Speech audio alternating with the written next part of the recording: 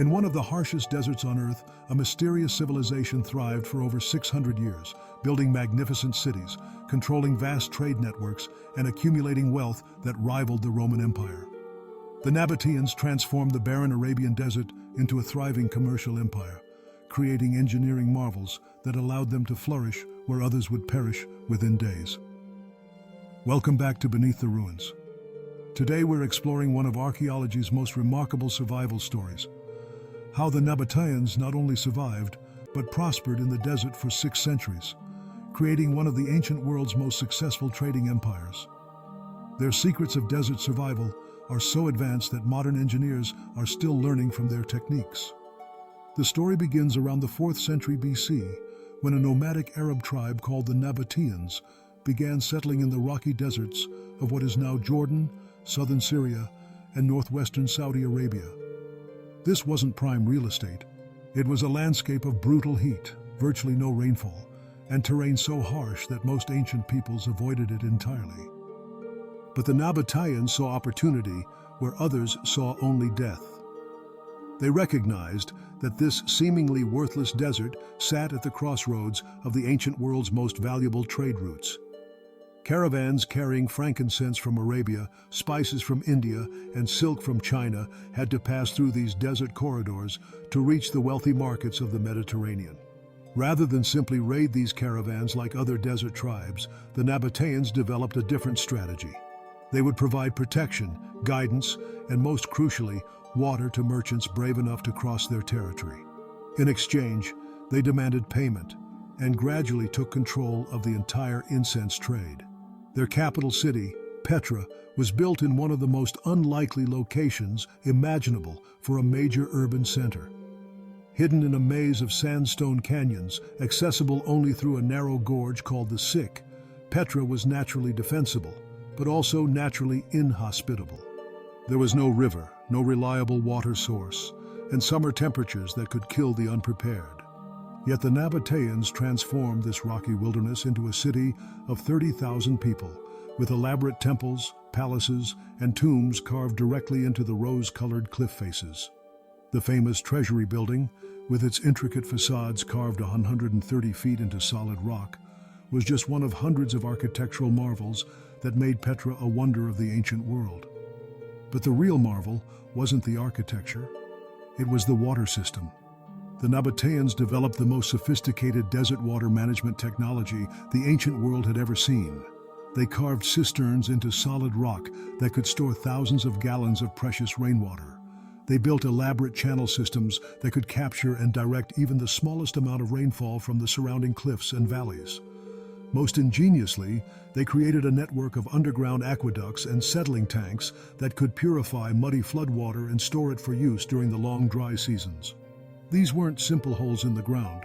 They were precisely engineered systems with calculated gradients, filtration chambers, and distribution networks that could supply water to an entire city. The scale of their water infrastructure was breathtaking. Archaeologists have discovered over 200 cisterns in Petra alone, with a total storage capacity of over 9 million gallons.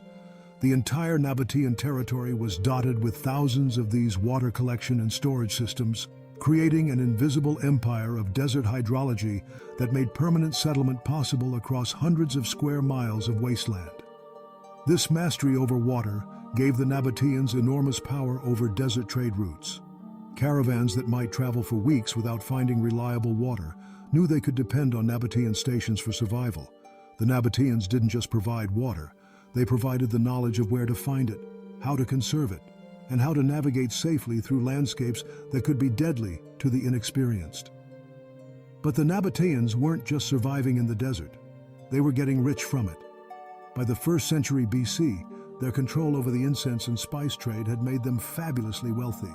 Petra became a cosmopolitan metropolis, where merchants from across the known world came to buy and sell exotic goods. The wealth flowing through Nabataean territory was staggering. Frankincense was literally worth its weight in gold, and the Nabataeans controlled its primary trade routes. Roman sources describe Nabataean merchants living in luxury that surpassed many Roman nobles, with elaborate feasts, expensive clothing, and palaces decorated with precious stones and metals from across the ancient world. What made the Nabataeans particularly remarkable was their cultural adaptability. Unlike many ancient peoples who imposed their culture on conquered territories, the Nabataeans absorbed influences from everyone they traded with. Their art shows Greek, Roman, Egyptian, and Persian influences. Their religion incorporated deities from multiple traditions.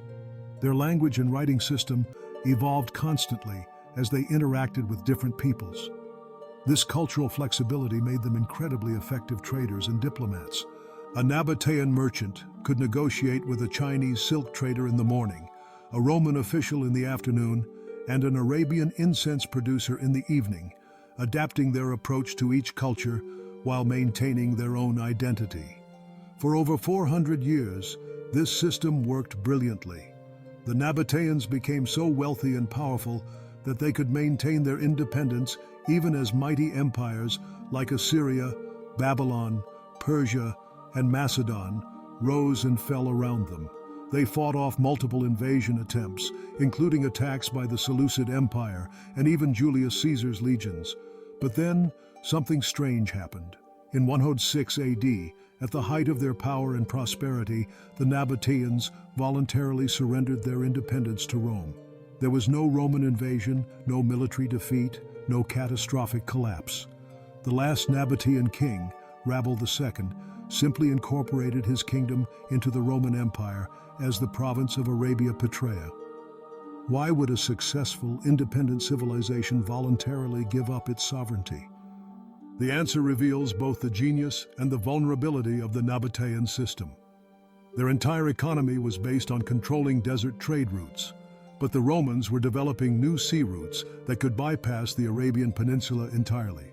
Ships could now carry goods from India and China directly to Roman ports in Egypt and the eastern Mediterranean, avoiding the expensive and time-consuming desert crossing that had been the foundation of Nabataean wealth. The incense trade that had made the Nabataeans rich for centuries was being disrupted by maritime technology. Recognizing that their traditional economic model was becoming obsolete, the pragmatic Nabataeans chose to join the Roman system rather than fight a losing battle against changing trade patterns. They negotiated favorable terms that allowed them to maintain their local culture and continue managing their desert territories as Roman citizens. For a while, this strategy worked. Petra remained an important regional center under Roman rule, and Nabataean engineering skills were valued throughout the empire. Roman sources describe Nabataean engineers being sent to other desert provinces to help develop water systems and establish settlements in arid regions.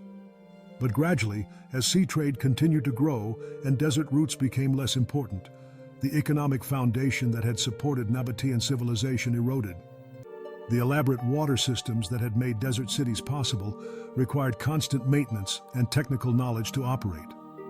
As the younger generation moved to Roman cities with easier living conditions, the skills needed to maintain desert infrastructure began to disappear.